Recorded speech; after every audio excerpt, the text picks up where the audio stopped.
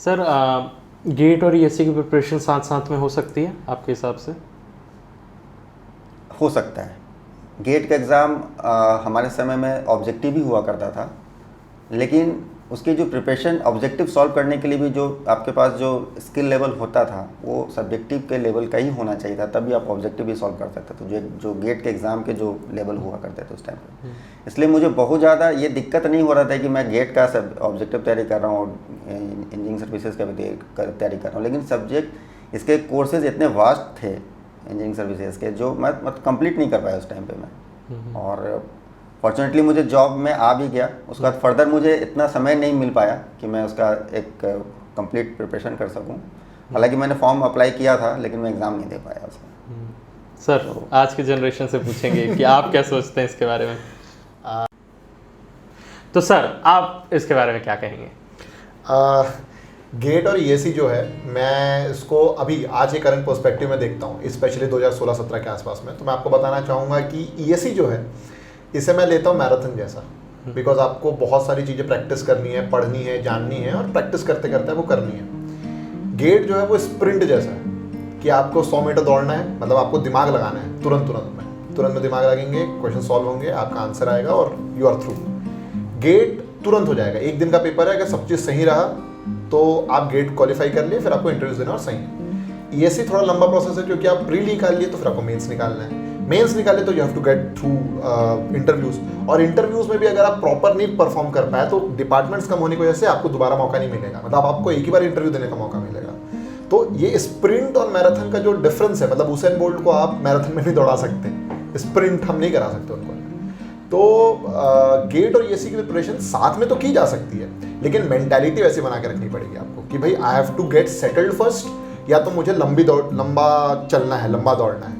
तो अगर कोई, जैसे मेरे कुछ और क्लोज फ्रेंड्स हैं जिन्होंने गेट और ईएससी दोनों क्रैक किए, उन्होंने यही स्ट्रेटेजी अपनाई कि उन्होंने पहले गेट को क्रैक किया, लेकिन साइमल्टेनियसली उन्होंने कांस्टेंट प्रेशर रखा अपने ईएससी प्रिपरेशन पे, और वही वो करते करते आगे बढ़े। जब गेट का रैंक आ गया, still they continued the preparation.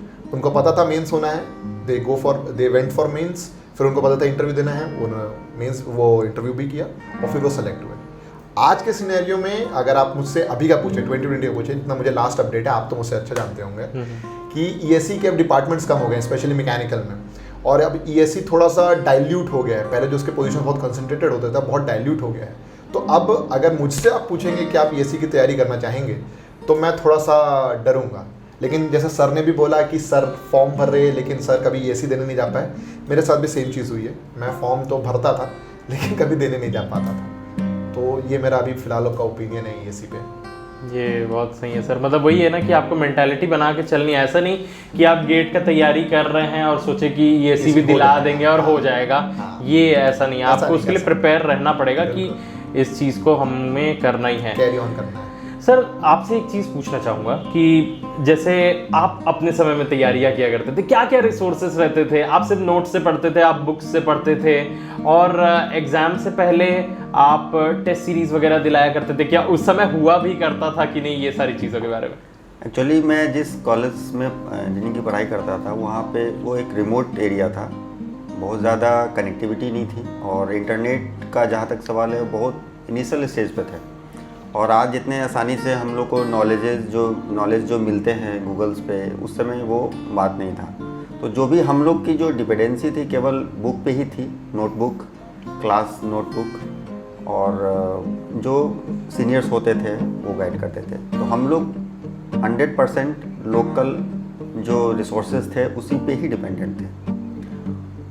आज मैं मतलब ये मानता हूँ कि लोग जो लेटेस्ट जनरेशन है, they are very blessed to have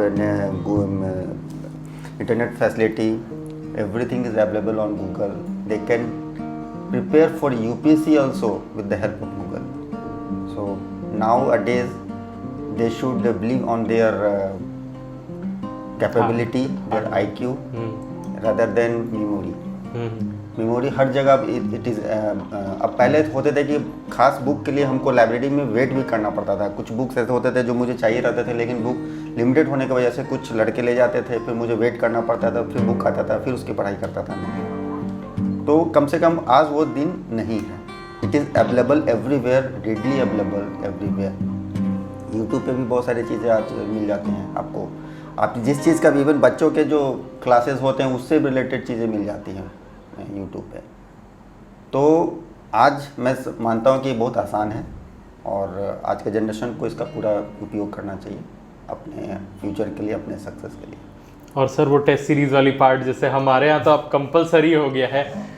जैसा मैं बताया कि मैं एक रिमोट, मेरा जो कॉलेज था बहुत काफ़ी रिमोट एरिया में, तो वहाँ पे कोई ऐसे फैसिलिटी नहीं थी, कोई बाहर में ऐसा कोई सेटअप नहीं था जिसमें हम लोग कोई टेस्ट सीरीज दे सके या कोई बाहर से कोई कोच कर सके, ऐसी कोई फैसिलिटी नहीं थी हमारे पास। तो जो भी था वो आप ही सोल वो हमारे थे। ग्रुप स्टडी में ही जो होता था, हम लोग एक दूसरे के जो कंसेप्ट को क्लियर करते थे, जो समझ जाता था दूसरे को बताता था, बस ऐसा नॉलेज शेयरिंग चलता था, और तो ऐसा कुछ नहीं। और वो सर प्रीवियस ईयर के पेपर्स वगैरह मिल जाते थे? हाँ, वो मिलते थे, उससे हम लोग को काफ़ी आइडिया मिल जाता था कि किस तरह के पैटर्न रहेंगे एग्जाम में, उससे हमको काफ़ी हेल्प मिलता था।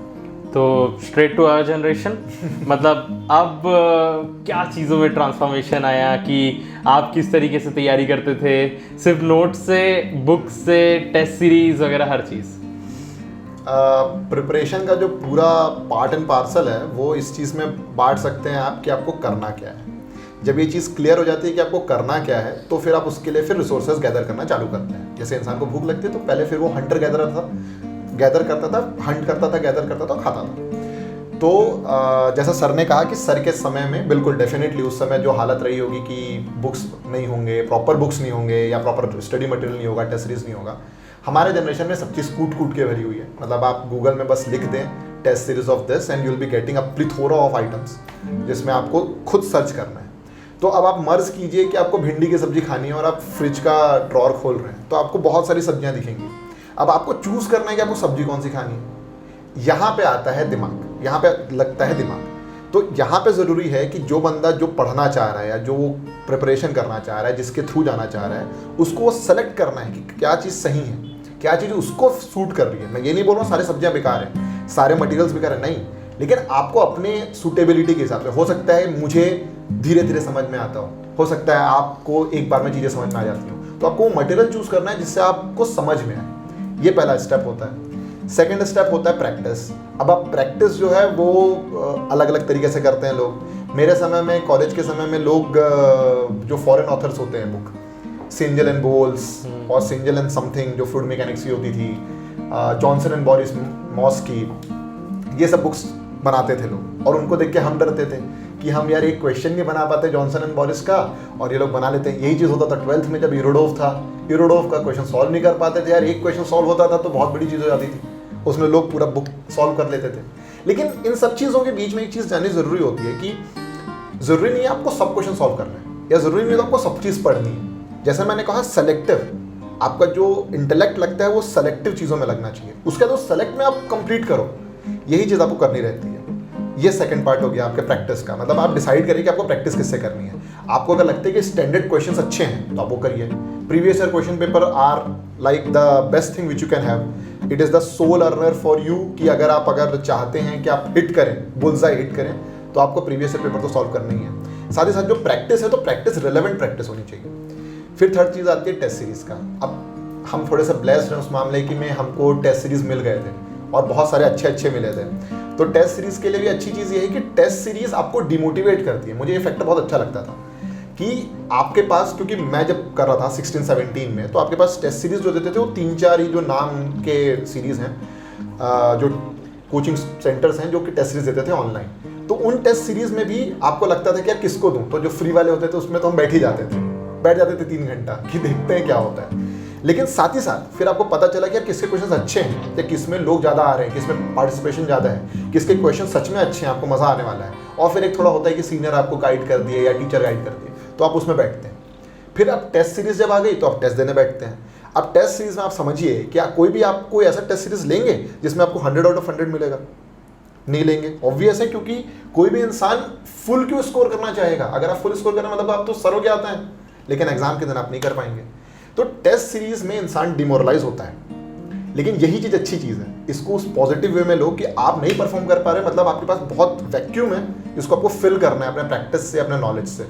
तो इस तरीके का सेलेक्टिव स्टडी करना, प्रैक्टिस करना और फिर टेस्ट सीरीज को यूज करते हुए अपने वीक पॉइंट्स को स्ट्रॉन्ग करना और स्ट्रॉन्ग पॉइंट्स पे और स्ट्रॉन्ग होल्ड कर लेना।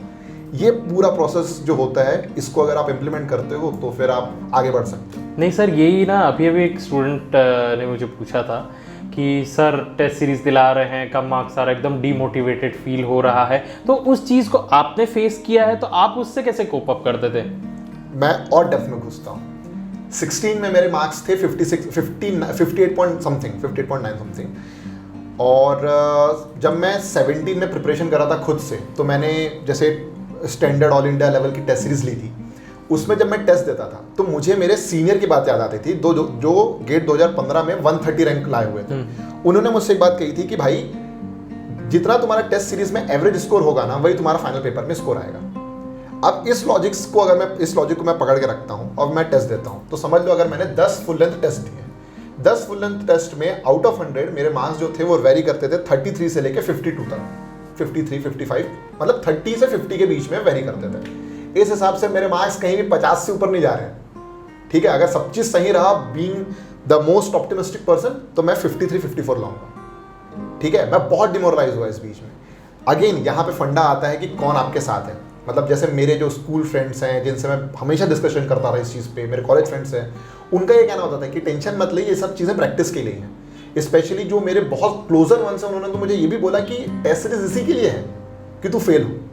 अगर तू इसमें स्ट्रांग हो जाएगा तो तू और कॉन्फिडेंट हो जाएगा, और ओवर कॉन्फिडेंस नेवर पेस। तो यही चीज़ आती है कि आपको अगर टेस्ट सीरीज मिल रही है, आप टेस्ट दे रहे हैं, तो कभी भी 100% के लिए आप एक्सपेक्ट मत करिए कि आप 100 आउट ऑफ 100 लाएंगे। लेकिन हाँ, आप एम करिए 100 तक की। आप नहीं ला पाएंगे, दैट इज ट्रू, अटल सत्य है, कोई नहीं बदल सकता। लेकिन जो आपका गैप बच जा रहा है वो आपको सीखना है, वो आपको कवर करना है, और यह होगा प्रैक्टिस से। तो मैं जब टेस्ट दिया करता था तो मैं ये एक स्टैंडर्ड हैबिट बना के रखा था कि मैं अपने डायरी में जो भी मेरे से क्वेश्चन नहीं बनते थे, मैं क्वेश्चन लिख लेता था और उसका सॉल्यूशन नीचे बकायदा खुद से बनाता था, प्यार से बैठ के। मैं अगर 3 घंटे टेस्ट देता था तो उसके बाद का 3 घंटा मेरा ये सेल्फ एनालिसिस में निकलता था। जो मेरे को आते थे वो मैं फिर से लिख लेता था अपने टर्म्स में, जो मुझे नहीं आते थे मैं उनको फिर लिख लेता था कॉपी में, ताकि मेरे पास वो रहे, और उसको मैं बीच में पलटते रहता था। मुझे लगता था कि देखना चाहिए। तो ये मतलब सेल्फ इवैल्यूएशन होते ही रहना चाहिए कि आपने क्या गलती की है, कैसे किया। बिल्कुल सर, आपने बीच में काम कहा एक क्रिटिसिज्म। आजकल के स्टूडेंट्स बहुत ज़्यादा ना इस बात पे बोलते रहते हैं कि पड़ोसी परेशान करते हैं, फैमिली मेंबर्स परेशान करते हैं कि आप कितना तैयारी कर रहे हैं, आप कितना तैयारी कर रहे हैं। तो उसको आप कैसे देखते हैं? आपके समय में भी हुआ करता था वैसा कि बोल रहे हैं लोग कि ये नहीं कर पाएगा या ये कर पाएगा, आपको बुरा लगता होगा, वो सारी चीज़ों से कैसे कोप अप हुआ? अगर कोई इंस्टेंस है या आप कुछ शेयर करना चाहते हैं। ये एक बहुत ही कॉमन फिनोमेना है जब लोग इस बात में ज़्यादा इंटरेस्टेड होते हैं आपके नेवर की आपके बच्चे क्या कर रहे हैं, आपके बच्चे का मार्क्स कितना आया है।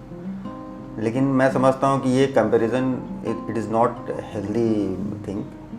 आप इससे क्या है ना, बच्चे में प्रेशर आता है, और वो rather than gaining knowledge he only ensure the good marks. तो मैं ये मानता हूँ कि बच्चों को नॉलेज के लिए ही पढ़ना चाहिए, बाकी अचीवमेंट तो अपने आप ही आ जाता है।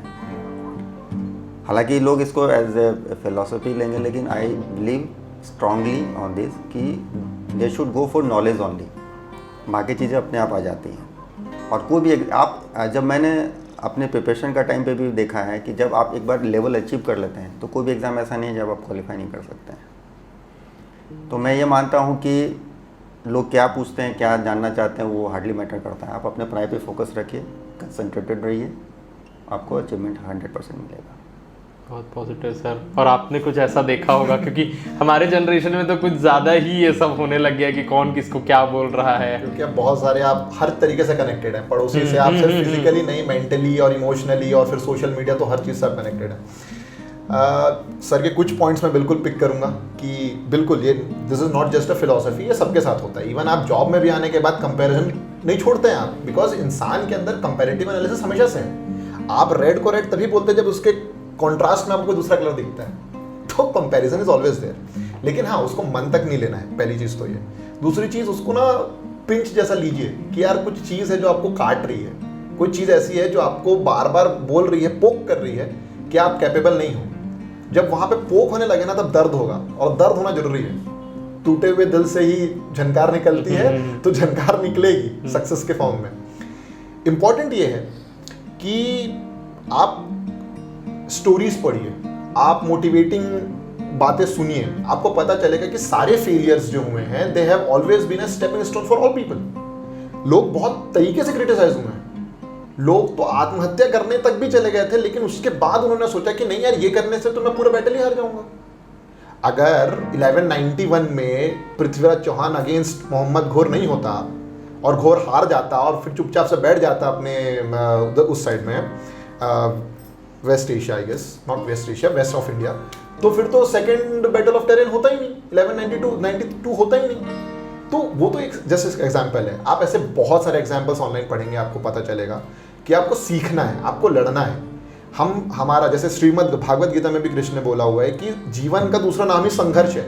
You will always keep on struggling, you can not stray away from struggling. तो आपको सुनना तो पड़ेगा, अब आप उसको कैसा लेना चाहते हैं वो आप पे डिपेंड करता है। जैसे वो बोला जाता है ना कि दुख जो होता है वो तो सबको मिलेगा, लेकिन आप उसको कैसे लेते हैं वो आप पे डिपेंड करता है। तो criticism has to be taken in that positive sense. आप अगर उसको पॉजिटिव सेंस में ले लिए ना तो आप अपना माइंडसेट बदल लेंगे, और जब माइंडसेट बदल जाता है ना तो आप अपनी जिंदगी बदल लेते हो। ठीक है, मैं थोड़ा फिलोसोफर हो रहा हूँ। नहीं सर, ये इम्पोर्टेंट है आप लोगों के लिए। मैं बिल्कुल बोलना चाहूँगा क्योंकि ये एक प्रोमिनेंट क्वेश्चन है कि बार बार लोग सोचते हैं कि बाकी लोग क्या बोल रहे हैं, और आजकल के पॉइंट में एक चीज़ हो गई ना, आपका पहले अटेम्प्ट में नहीं निकल पाता है लोगों का, है ना। कभी कभी 2 लग जाता है, कभी 3 लग जाता है, और फिर वो पीछे से बैक प्रेशर आने लग जाता है कि क्या कर रहे हो, क्या कर रहे हो, क्या कर रहे हो। उसके बीच में आपकी ये बात बहुत हेल्प करेगी। इंपॉर्टेंट प्रोसेस है, इंपॉर्टेंट रिजल्ट्स नहीं है। आप जिस दिन सक्सेसफुल हो गए, आप 3 साल से मेहनत कर रहे हो गेट के लिए, अगर आप 4थे साल में सक्सेसफुल हो रहे हो तो now you are going to start a new life of yours. Get आपको ये नहीं बोल देता है कि अब आपकी जिंदगी खत्म हो गई, अब आप मतलब परलोक से वो मतलब नॉट परलोक स्वर्ग पहुंच गए, नॉट स्वर्ग मतलब आपका जीवन सफल हो गया, नहीं। बट जैसे मैंने कहा कि ये होल प्रोसेस है, आपको प्रोसेस के थ्रू गुजरना ही पड़ेगा। कोई कम समय लेगा, कोई ज़्यादा समय लेगा, डिपेंड करता है आप पे, मतलब आपका कैलिबर कैसा है, आप कैसे सोचते हैं। हम फोकस नहीं कर पाते हर समय बेसिकली, तो ये आपको डेवलप करता है। जब आप गेट एक बार कर लिए, समझ लीजिए आपने 26 साल में गेट निकाला, लेकिन अगर आप उसके बाद IITs भी जाते हैं, उसके बाद आपको रास्ता मिल जाता है कि आप आगे जाके अपनी लाइफ कैसे शेप करना चाहते हैं। आप अब्रॉड जा सकते हैं, आप मल्टीनेशनल कंपनीज में सेटल हो सकते हैं, आप अपना स्टार्टअप खोल सकते हैं। तो this is all about this generation, कि जो इस जनरेशन में हमारे लिए नेगेटिव्स हो रहे हैं उसको हम पॉजिटिव्स भी रेडिएट आउट कर सकते हैं। आपके एक और बोलने से एक और नया पॉइंट सर, IITs की PSU मतलब क्या चॉइस रहनी चाहिए, कौन सी चीज़ ज़्यादा अच्छी है, कौन सी चीज़ आप रिलेटिवली एक कंपेयर करके बताइए, क्योंकि आपने देखा होगा अपने दोस्तों को, कई एमटेक के लिए कुछ लोग गए होंगे, आप यहाँ पर आए हुए हैं, तो उसके बारे में कुछ बताइए। इस मामले में मैं ये बोलना चाहूँगा कि नथिंग इज़ फाइनल। मतलब अगर आप कुछ ऐसे भी होते हैं जिनको जॉब करना ज़्यादा पसंद है, और कुछ ऐसे भी होते हैं जिनको रिसर्च में जाना ज़्यादा पसंद होता है, जिनको टीचिंग लाइन में जाना पसंद होता है, जो कुछ नया करना चाहते हैं। तो अगेन मैं ये कहना चाहूँगा, आपके अंदर चॉइस क्या है। अगर आप इमीडिएटली अर्न करना चाहते हैं, then go for the PSU, this is the immediate things that you will get return. और लेकिन अगर ऐसे लोग जो कुछ फर्दर नया करना चाहते हैं या टीचिंग लाइन में जाना चाहते हैं, रिसर्च करना चाहते हैं, I think they should go for the PhD and master courses. So it will be very good for the country also, because nowadays we are getting so many opportunity for the research, and India is of course it's a growing country, and in coming days we'll get so many opportunity in the field of research, and we'll get opportunity to show our knowledge, our capability. So it depends. तो मैं यही बोलना चाहूँगा, लेकिन ऐसा नहीं होना चाहिए कि अगर सपोज आपको if you need money immediately, just okay go for the experience. Still I have seen so many people who have done initially job, then further he went for masters, then now today they are in very high positions. So also I also have seen so many people initially they have not scored very good marks, मतलब initially बहुत अच्छे marks नहीं लाए थे उन्होंने अपने academically, they are not very good, but when they have started learning seriously, they have when they started concentrating, they performed like anything. So I think most of us has got very good capability. God have given good capability to perform. The only thing is that discover yourself. अपने आप को ढूंढिए, आप में बहुत सारी क्षमताएं हैं। तो बहुत ज़रूरी है कि